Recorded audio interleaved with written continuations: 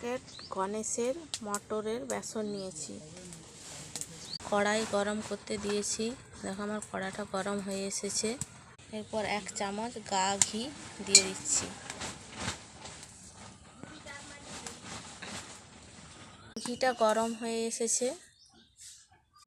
1 বাটি বেসন নিয়েছি।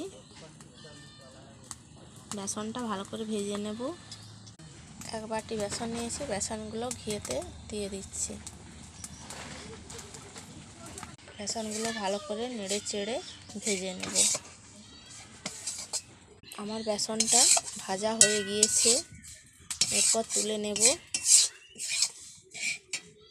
কড়াইতে জল গরম করতে দিয়েছি। এরপর চিনি দিয়ে দিচ্ছি। চিনিটা গুলে নেব ভালো করে। একটা শিরা বানিয়ে নেব। এরপর এলাচের গুঁড়ো ছড়িয়ে দিচ্ছি।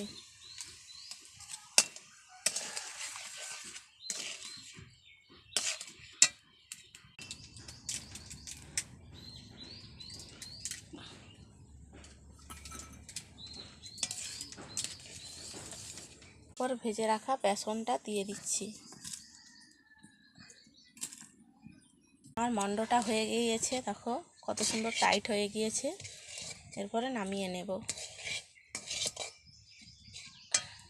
এরপর আরেকটি কড়াইয়ে চিনির শিরা তৈরি করে নিচ্ছি। একটু ঘন করে তৈরি করে নেব। আমার শিরাটা তৈরি হয়ে এসছে, দেখো কি সুন্দর ঘন হয়েছে।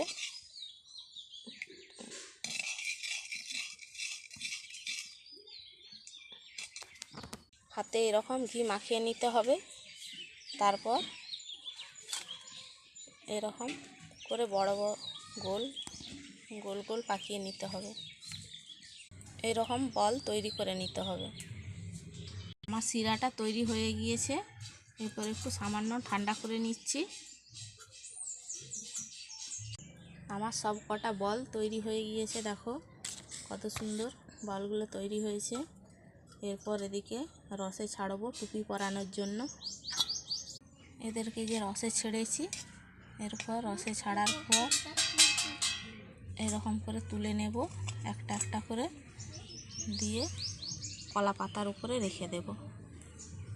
কটা বল রসে ডুবিয়ে তুলে নিয়েছি। এরপর একটুক্ষণ ঠান্ডা হয়ে গেলে তুলে নেব। আর মিচাগুলা হয়ে গিয়েছে, দেখো মেচা সন্দেশগুলা হয়ে গিয়েছে।